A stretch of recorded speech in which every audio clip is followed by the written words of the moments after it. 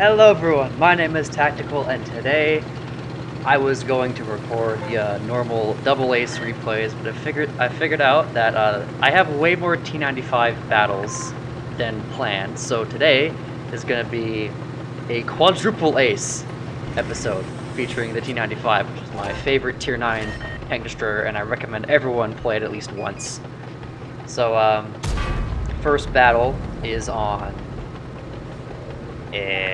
New Bay, the donut map, and team goes B cap, and being the T95 that I am, I saw that the enemy was capping A, so I immediately whipped back around to stop that push. The rest of my team continued on towards the enemy spawn pretty much to cap the other town map, so it is currently me facing whoever shows up here. So we find the Lova, and you can see the pen on this gun just smacks the Lova, and I don't even know where he penned me. I flipped around to see where he penned me, and I have no idea where he penned me.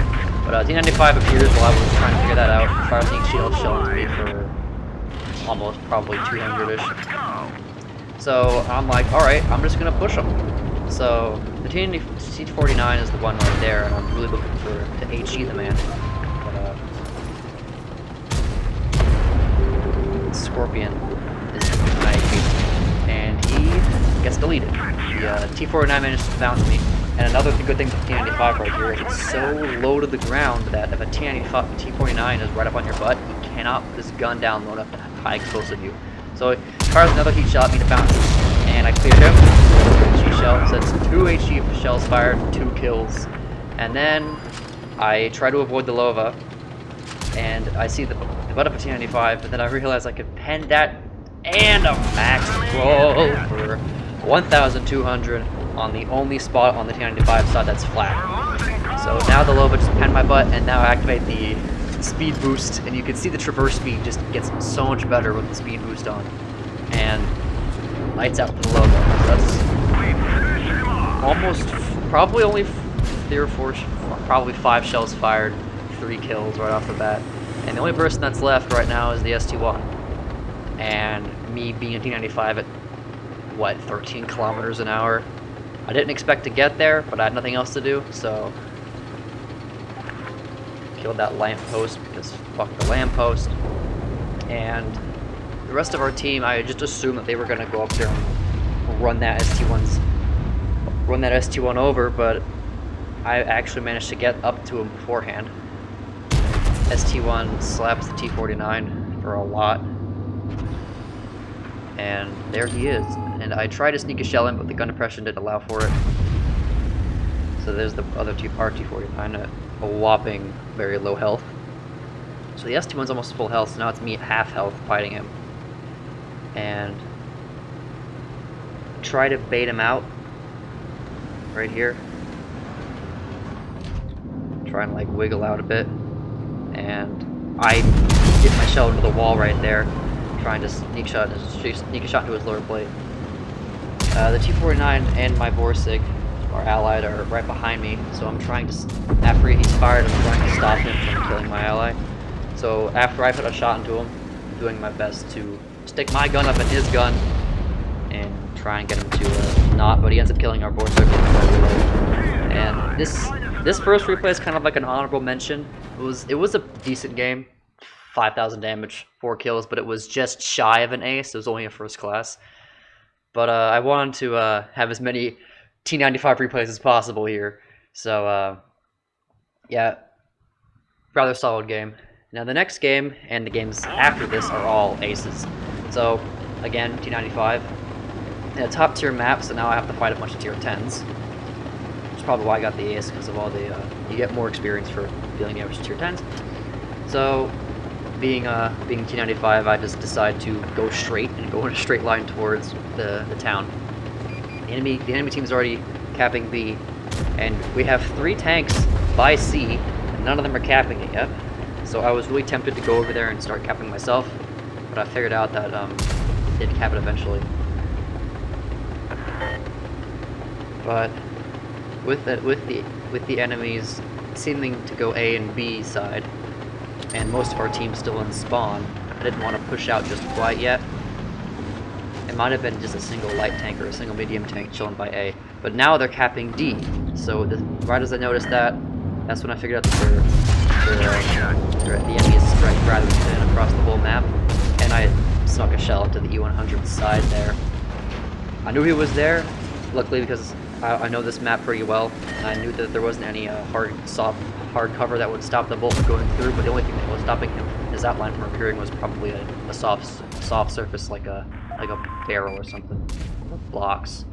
So Sheridan's bum rushing A, and I'm just waiting to see if there's the grill up there, and that grill is there, and I smack him for a nice 774, which is a high roll for the AP, but that's like past the low roll for the HE, but he's at like no health, and I yoinked the kill from the Sheridan, and he was not happy about that, but more kills for me.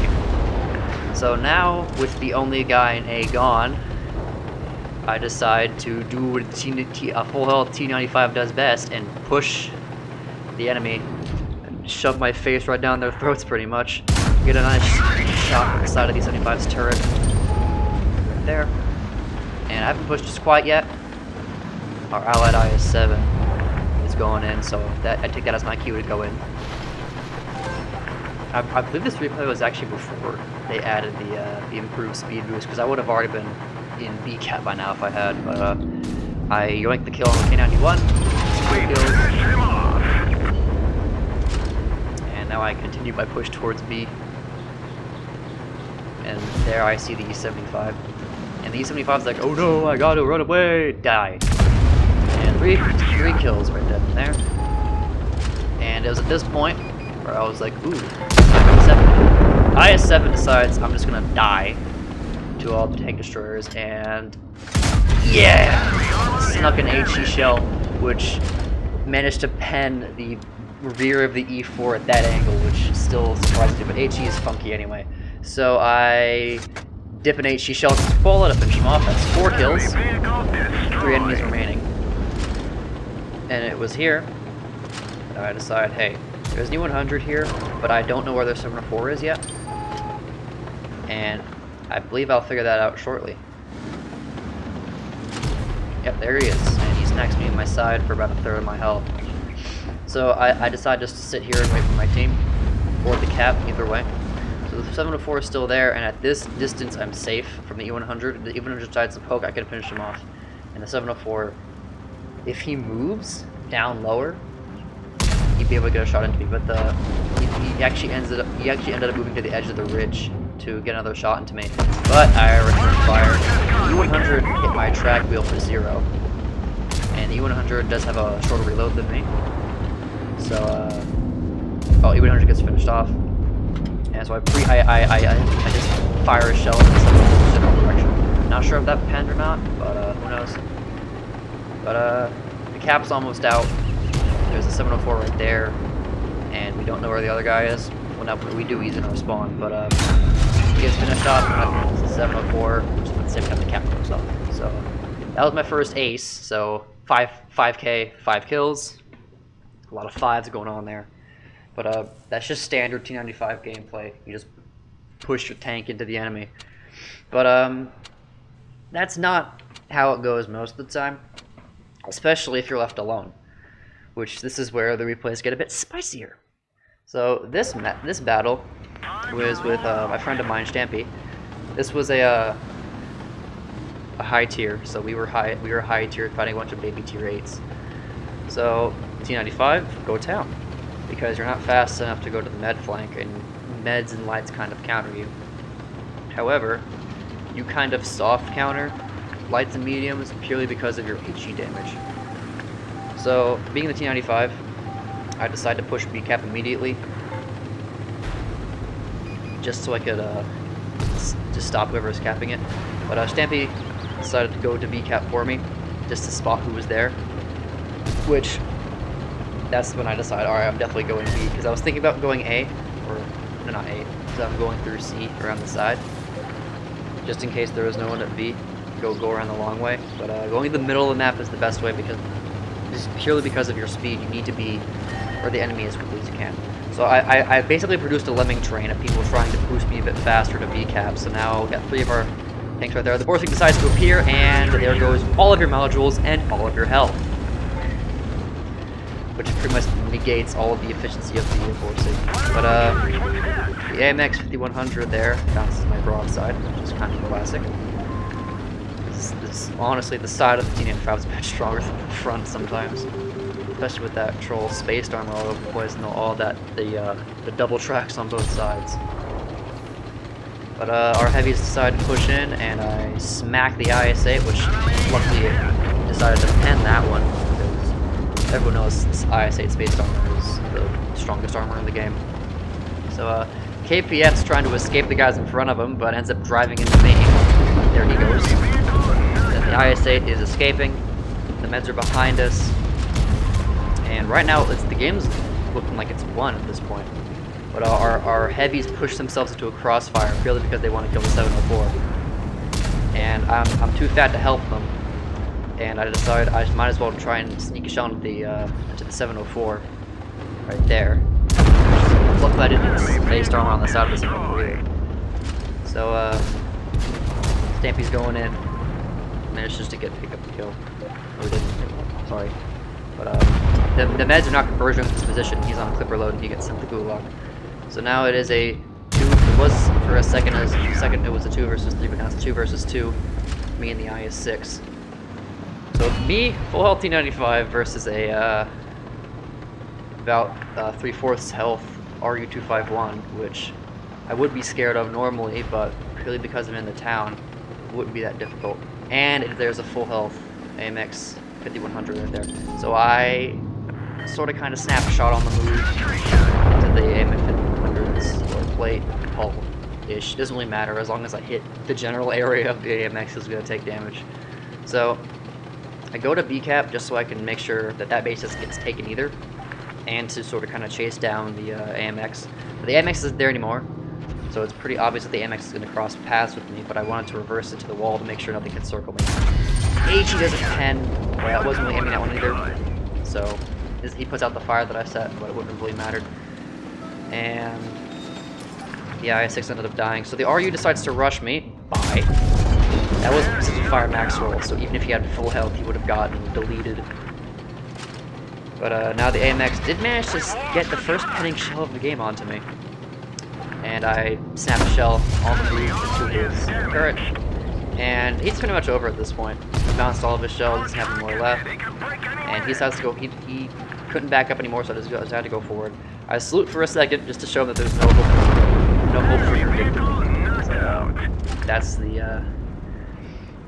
T95 right there. So if our IS-6 had died a bit earlier, that would have technically been a Call Benovs, but this last battle is the spiciest one yet. This one is definitely a Compilerbau legit. Let's get this show on the road. So most of the team is most of the enemy team is made up of either holdout heavies or lights, so it was safe to assume that the enemy was going to go towards the CCAP. Those dudes, same thing, right? So I decided to go to the middle of the map by B, so I can get cover fire on both shots. And as I predicted, there's already half the enemy team spotted in the CCAP area. And T-34, I managed to just yeet a shell across. 90% sure the pen just pulled up. So my shell deviated so far away. But, continuing my aggressive push towards B with the speed boost this time. So now I'm maxing out a whopping 25 kilometers an hour. Impressive by now. But a single medium tank spotted in. No, it's a single medium tank and a tank destroyer spotted by A. The rest of the team is C, and I managed to clear the match on our side of the team. So then I reverse towards BCAP, because it's pretty much the same speed forward back. I didn't want to bother turning all the way around. And the team by A would be able to stop people, the enemies by A. So now I see the T-30 and I tried to sneak an HE shell into his butt, but I couldn't even, I wouldn't even keep reloading in time. So I take a gander at the T-29 and there he goes.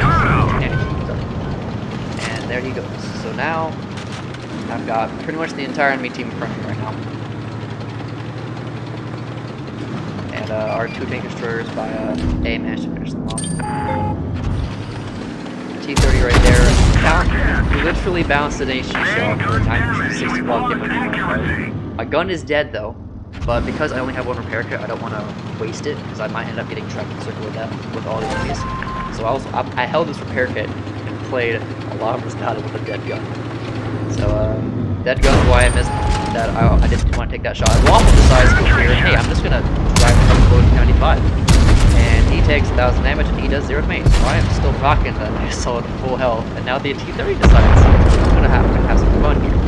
So I was really trying to bait the Waffle to poking. And the T30 ended up killing this RPG, so now it's 2 versus 3. And we have our own T30. And now right here, I actually ended up ricocheting off the enemy right there. And the FB ends up hitting me a couple more times, but I decided to just go right into the cap so I can avoid being DPM to death. And I snap a shell into the T30.